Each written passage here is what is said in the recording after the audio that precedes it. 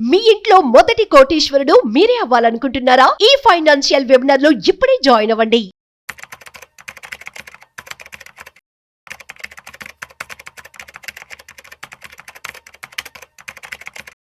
నమస్తే, welcome to Suman TV. నేను మీ రామ రాజేష్. మనం జీవితంలో తీసుకునే కొన్ని డెసిషన్స్ మీద మన ఫ్యూచర్ అంతా డిపెండ్ అవుతుంది. మీరు ఒప్పుకున్నా ఒప్పుకోకపోయినా మీరు తీసుకునే ఇప్పుడు డెసిషన్స్ ఏవైతే ఉంటాయో అవి ఫ్యూచర్ని ఇంపాక్ట్ చేసేలా ఉంటాయి, ఎస్పెషలీ ఫైనాన్షియల్ డెసిషన్స్. ఎందుకు నేను ఇప్పుడు సడన్గా డెసిషన్స్ గురించి మాట్లాడుతున్నాను, ఎందుకు ఈ టాపిక్ గురించి తీసుకొచ్చానంటే, రీసెంట్గా ఒక సర్వే చూసానండి, ఐఆర్ఐఎస్ సర్వే.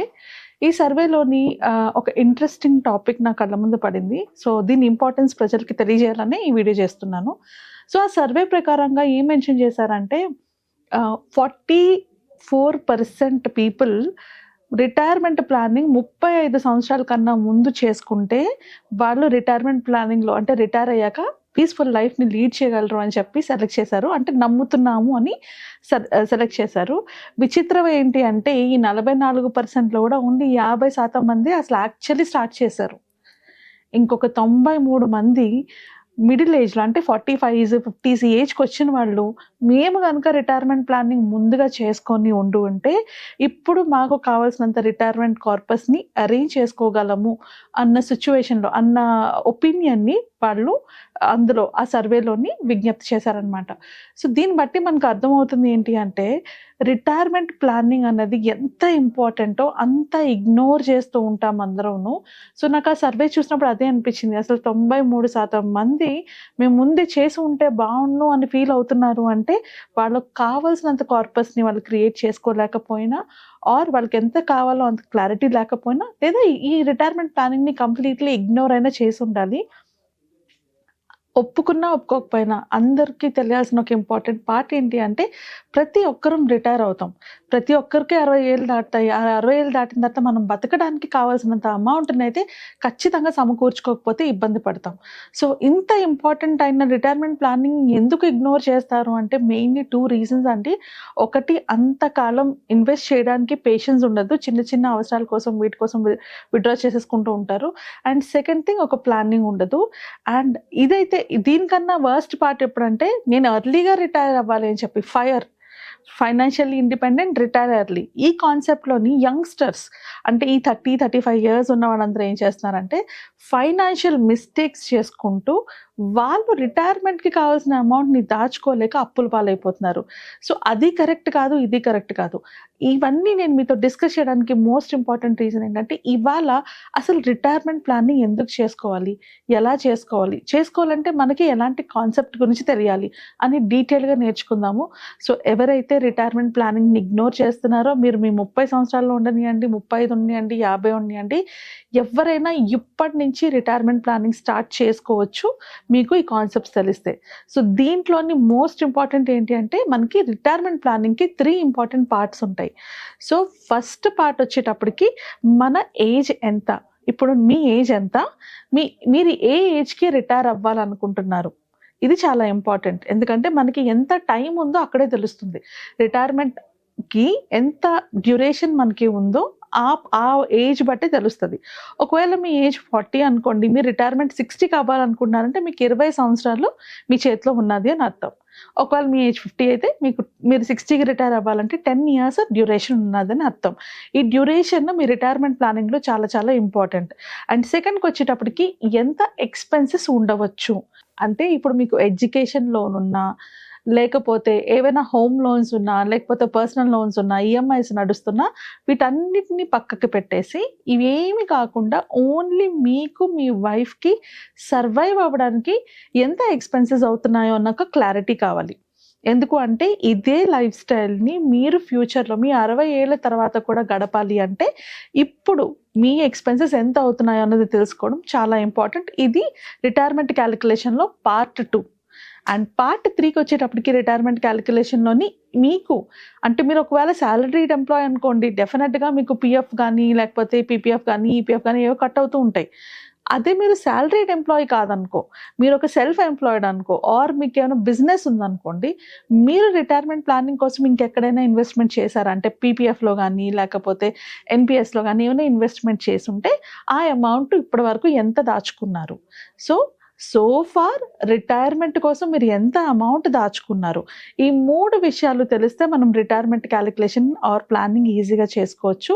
ఫస్ట్ మనకి రిటైర్ అవ్వడానికి ఎంత టైం ఉంది, అండ్ సెకండ్ మన ఎక్స్పెన్సెస్ ఎంత అవుతున్నాయి, థర్డ్ మనం ఇంతవరకు రిటైర్మెంట్ కార్పస్ కోసం ఎక్కడ ఎంత ఇన్వెస్ట్ చేశాము.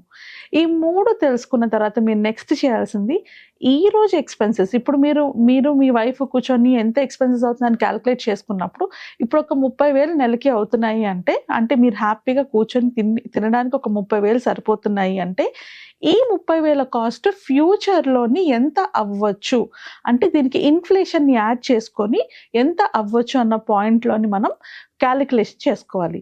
సో ఈ క్యాలిక్యులేషన్కి మనకు ఆన్లైన్లో చాలా టూల్స్ ఉన్నాయండి. రిటైర్మెంట్ క్యాలిక్యులేటర్ అని కనుక మీరు ఆన్లైన్లో కొడితే బోల్డ్ టూల్స్ వస్తాయి. నేను ఒక స్పెసిఫిక్ వెబ్సైట్ తీసుకొని ఆల్రెడీ రిటైర్మెంట్కి మీకు ఎంత అమౌంట్ కావాలి అన్న విషయంకో ఒక వీడియో ఆల్రెడీ చేసున్నాను. సో అదైనా మీరు చెక్ చేయొచ్చు, లేకపోతే ఆన్లైన్లో చాలా టూల్స్ ఉంటాయి, దాన్ని బట్టి మీకు ఆ వాల్యూ ఎంత అన్నది తెలుస్తుంది. సో ఇప్పుడు అవుతున్న ఎక్స్పెన్సెస్ 30,000 అయితే ఫ్యూచర్లోని దీని వాల్యూ ఒక 10 ఏళ్ళ తర్వాత ఎంత ఉంటుంది, 20 ఏళ్ళ తర్వాత ఎంత ఉంటుంది, లేకపోతే 25 ఏళ్ళ తర్వాత ఎంత ఉంటుంది అని తెలిసినప్పుడు ఆ కార్పస్ ఆ అమౌంట్ని అచీవ్ చేయడానికి ఇప్పటి నుంచి మనం సేవింగ్స్ స్టార్ట్ చేసుకోవాలి. మీకు ఎంత టైం ఉన్నా సరే, మీరు 35 సంవత్సరాల లోపు అయినా పర్వాలేదు, 45 అయినా పర్లేదు, 50 అయినా పర్లేదు, ఎప్పుడైనా కూడా రిటైర్మెంట్ ప్లానింగ్ని స్టార్ట్ చేసుకోవాల్సి వచ్చినప్పుడు ఆలోచించకుండా స్టార్ట్ చేసుకోవాలి. సో దాంట్లో మోస్ట్ ఇంపార్టెంట్ పార్ట్ ఏంటి అంటే మన డ్యూరేషన్ ప్రకారంగా ఫండ్స్ని సెలెక్ట్ చేసుకోవడం. ఒకవేళ ఈ ఫండ్స్ సెలెక్షన్ కానీ రిటైర్మెంట్ ప్లానింగ్ కానీ ఇవన్నీ మాకు చాలా హెక్టిక్ అండి అని అనుకుంటే ఎవరైనా ఒక ఎక్స్పర్ట్ దగ్గరికి వెళ్ళి ప్రాపర్ ప్లానింగ్ తీసుకొని ఎంత దాచుకుంటే సరిపోతుంది అనేది మీరు ప్లాన్ అవుట్ చేసుకోవచ్చు. లేదు మేము చేసుకోగలము, ఎక్స్పర్ట్ దగ్గరికి వెళ్ళలేము అనుకుంటే నెక్స్ట్ చెప్పబోయే వీడియోని ఫాలో అవ్వండి. సో ఇప్పుడు మీకు డ్యూరేషన్ తెలిసింది, ఎంత అమౌంట్ కావాలో తెలిసింది. ఇప్పుడు మీరు చేయాల్సిందల్లా మీరు ఎంత అమౌంట్ పెట్టగలరు, ఇది చాలా ఇంపార్టెంట్. ఇప్పుడు నాకు ₹1,00,00,000 కావాలి కానీ నేను నెలకి 2,000 కూడా దాయలేకపోతున్నాను, నాకు కేవలం 10 సంవత్సరాలే ఉంది అంటే కష్టం కదా. సో మనకి ఎంత కావాలి, దాంట్లో మనం ఆల్రెడీ ఎంత దాచాము, ఇప్పుడు నేను ఎంత దాయగలను, ఈ క్లారిటీ వచ్చిన తర్వాత మనం ఫండ్ సెలెక్షన్కి వెళ్తాము. సో ఈ ఫండ్ సెలెక్షన్లోని మోర్ దాన్ 10 ఇయర్స్ కనుక మీరు ఉండగలిగితే ఆర్ మోర్ దాన్ 10 ఇయర్స్ పాటు మీకు టైం ఉంది అంటే రిటైర్మెంట్ ప్లానింగ్ కోసం డెఫినెట్గా మ్యూచువల్ ఫండ్స్కి వెళ్ళండి. బికాస్ మీకు మ్యూచువల్ ఫండ్స్ లిక్విడ్ అసెట్లోకి వస్తుంది, అండ్ లిక్విడ్ అసెట్స్ వల్ల మనకి రిటైర్మెంట్ టైంలోనే ఆస్తులు అమ్ముకోవాల్సిన అవసరం లేకుండా ఉంటుంది. సో అందుకు mutual funds are the best option. Next best option ఏంటి అంటే ఎన్పిఎస్ అండి.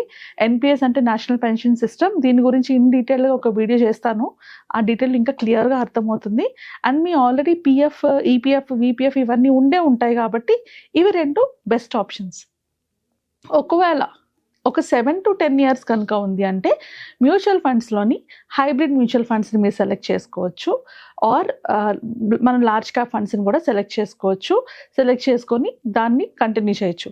7 ఇయర్స్ కన్నా తక్కువ ఉన్నప్పుడు, మీకు డ్యూరేషన్ 7 ఇయర్స్ కన్నా తక్కువ ఉన్నప్పుడు మీరు రిస్క్ ఎక్కువ తీసుకోకూడదు. ఎందుకంటే టైం డ్యూరేషన్ తక్కువ ఉన్నప్పుడు రిస్క్ ఎక్కువ తీసుకుంటే ఏం జరుగుతుందంటే అసలుకే మోసం వస్తుంది. ఉన్న అమౌంట్ని లాస్ అయ్యారనుకో, ఇప్పుడు ఫర్ ఎగ్జాంపుల్ ఇప్పుడు సిచ్యువేషన్లో ఇప్పుడు మార్కెట్లు చూడండి ఫుల్గా పడిపోయి ఉన్నాయి. సో ఇలాంటి సిచ్యువేషన్ మీరు కన్సిడర్ చేసుకొని మీరు రిటైర్మెంట్ అయ్యే టైంకి మీ అమౌంట్ అంతా పడిపోతే మీరు దాచుకున్న అమౌంట్ కూడా మీకు మిగలదు. కాబట్టి మీకు డ్యూరేషన్ తక్కువ ఉన్నప్పుడు ఖచ్చితంగా మనం ఇలాంటి రిస్కీ ప్రోడక్ట్స్కి వెళ్ళకూడదు, అంటే మ్యూచువల్ ఫండ్స్కి వాటికి వెళ్ళకూడదు. సో 7 ఇయర్స్ లోపు ఉన్న వాళ్ళకి అగైన్ కొన్ని స్కీమ్స్ ఉన్నాయండి, గవర్నమెంట్ స్కీమ్స్ లాంటివి. ఒకటి ఆర్బీఐ ఫ్లోటింగ్ ఫండ్ అని చెప్పేసి, ఫ్లోటింగ్ బాండ్ అని, అండ్ డెబెంచర్స్ అని ఉన్నాయి. మనం ఇన్ డీటెయిల్గా ఈ 2 కాన్సెప్ట్స్ గురించి నెక్స్ట్ నేర్చుకుందాము, ఇంకొక వీడియోలోని క్లియర్గా చెప్తాను. సో మీ డ్యూరేషన్ బట్టి మీ ఇన్వెస్ట్మెంట్ పోర్ట్ఫోలియో మారిపోవాలి.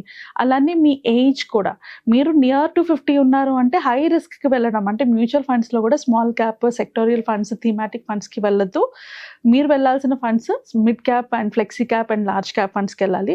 సో మీ ఏజ్ యంగ్గా ఉన్నప్పుడు మీరు కొంచెం రిస్క్ చేసినా పర్లేదు, బట్ ఎవరైనా కూడా థీమాటిక్ అండ్ సెక్టోరియల్ ఫండ్స్ని మాత్రం సెలెక్ట్ చేసుకోకండి. ఎందుకంటే ఒక ఫండ్ పడిపోతే థీమాటిక్ కానీ సెక్టోరియల్ ఫండ్ కానీ ఒక ఫండ్ పడిపోతే రికవర్ అవడానికి తక్కువ 7 to 8 years పడుతుంది. ఈ గ్యాప్లోని మీరు చాలా లాస్ అవుతారు. సో అందుకని మోస్ట్ ఇంపార్టెంట్ పార్ట్ మనం మ్యూచువల్ ఫండ్స్ ప్లానింగ్ చేసుకునేటప్పుడు రిటైర్మెంట్ కోసం సెలెక్ట్ చేసుకునే ఫండ్స్. సో వీటిలో ఎక్కడైనా మీకు ప్రాబ్లమాటిక్గా ఉంటే నేను అన్నట్లు ఎక్స్పర్ట్ సలహా తీసుకోండి. ఇప్పుడు రిటైర్మెంట్ ప్లానింగ్ చేసుకున్నారు, ఆ స్టేజ్కి వచ్చారు, ఇప్పుడు దాన్ని ఎట్లా యూటిలైజ్ చేసుకోవాలి, ఆర్ ఆల్రెడీ మీరు ఆ ఏజ్లో ఉన్నారు, అంటే మీరు 50 పైన 60 దగ్గరలో ఉన్నారు, రిటైర్మెంట్కి దగ్గరగా వస్తున్నారు. సో మీ దగ్గర ఆల్రెడీ సమ్ కార్పస్ ఉండే ఉంటుంది. మీలాంటి వాళ్ళు ఏం చేయాలి అన్న దాని గురించి ఇప్పుడు మాట్లాడుకుందాం. సో ఎవరైతే ఆల్రెడీ ఇన్వెస్ట్ చేసుకొని రిటైర్మెంట్కి దగ్గరగా ఉన్నారో, ఒకవేళ మీరు మ్యూచువల్ ఫండ్లో కనుక ఇన్వెస్ట్ చేస్తూ ఉంటే మీ ఫండ్స్ని స్లోగా అంటే మీరు 60కి దగ్గర పడుతున్నప్పుడు స్లోగా మీరు అందులోంచి మెల్లగా మీరు తీసుకున్న రిస్కీ ఫండ్స్ నుంచి, ఒకవేళ మీరు స్మాల్ అండ్ మిడ్ క్యాప్ ఫండ్స్లో ఉంటే కనుక మెల్లగా దాన్ని ఎగ్జిట్ అవుతూ మీరు హైబ్రిడ్కి లార్జ్ క్యాప్కి షిఫ్ట్ చేసుకోవాలి. అండ్ స్లోగా మీరు ఎస్డబ్ల్యూపీ చేసుకోవాలి. నేను రిటైర్మెంట్ ప్లానింగ్ కోసం ఎస్డబ్ల్యూపీ ఎలా చేసుకోవాలి అని చాలా ముందే చెప్పాను. బట్ క్లుప్తంగా చెప్పాలి అంటే ప్రతి నెల మీకు ఎంత అవసరం పడుతుందో అంత అమౌంట్ ఎస్డబ్ల్యూపీ చేసుకోవాలి. దానికి ఫండ్ సెలెక్షన్ చాలా ఇంపార్టెంట్. సో మీరు సెలెక్ట్ చేసుకునే ఫండ్స్ హైబ్రిడ్ ఫండ్స్ అయి ఉండాలి. అండ్ మీరు తీసుకునే అమౌంట్ 4 to 6% కన్నా ఎక్కువ తీసుకోకూడదు. అలా తీసుకున్నప్పుడు మీ కార్పస్ పెరుగుతూ మీ అవసరాలు మీకు తీరుతూ ఉంటాయి. సో ఇన్ డీటెయిల్గా రిటైర్మెంట్ ప్లానింగ్ కోసం ఎస్డబ్ల్యూపీ ఎలా చేసుకోవాలి అని తెలుసుకోవాలనుకుంటే కనుక కింద కామెంట్స్లో పెట్టండి. నెక్స్ట్ వీడియోలోని ఓన్లీ రిటైర్మెంట్ ప్లానింగ్కి ఎస్డబ్ల్యూపీ ఎలా చేసుకోవాలో ఇన్ డీటెయిల్గా చెప్తాను. అండ్ ఇంకొందరు ఉంటారు, వాళ్ళు ఆల్రెడీ వాళ్ళ దగ్గర ఉన్న అమౌంట్ని ఒక ఇల్లో ఫ్లాటో ఏదో కొనేసి ఉండుంటారు. సో అలా ఆల్రెడీ ఉన్న అమౌంట్ని కనుక ఇల్లో ఫ్లాటో కొనేసి ఇన్వెస్ట్ కనుక చేసేస్తే మీలాంటి వాళ్ళు, అంటే అందరికీ ఇది వర్కౌట్ అవ్వకపోవచ్చు, కొందరు ఉంటారు అంటే వాళ్ళకి ఫ్యామిలీ లేకపోవడమో, లేకపోతే వాళ్ళ పిల్లలు US నుంచి ఇండియాకి రావడానికి ఇంట్రెస్ట్ లేకపోవడమో, అంటే ఇంకెక్కడైనా వేరే కంట్రీలో ఉండి వాళ్ళు ఇండియాకి రావట్లేదు, ఇక్కడ మాత్రం హస్బెండ్ అండ్ వైఫ్ ఉంటున్నారు, వాళ్ళ సర్వైవల్ కోసం అమౌంట్ కావాలంటే రివర్స్ మార్గేజ్ మనం చేసుకోవచ్చు. రివర్స్ మార్గేజ్ అంటే ఏంటి అంటే, మన ఇల్లు ఏదైతే ఉందో అది మనం బ్యాంక్ ద్వారా తనఖా పెట్టి ప్రతి నెల బ్యాంక్ దగ్గర నుంచి మనం రివర్స్లో డబ్బులు తీసుకుంటాం అనమాట. మనం ఇల్లు కొనుక్కోవడానికి ఏం చేస్తాము, మనం ముందు బ్యాంక్ నుంచి లోన్ తీసుకొని ప్రతి నెల మనం కడతాం కదా. ఇక్కడ ఏంటి, ఇల్లు బ్యాంక్ ఇచ్చేస్తున్నాము. సో బ్యాంక్ మనకి రివర్స్లో డబ్బులు ఇస్తుంది. ఆ డబ్బులతో మనం సర్వైవ్, ఎన్ని సంవత్సరాలు మనం బతుకుంటామో అన్ని సంవత్సరాలు బ్యాంక్ నుంచి మనం అమౌంట్ తీసుకోవచ్చు. మన తర్వాత ఆ పర్టికులర్ ప్రాపర్టీ బ్యాంక్కి వెళ్ళిపోతుంది.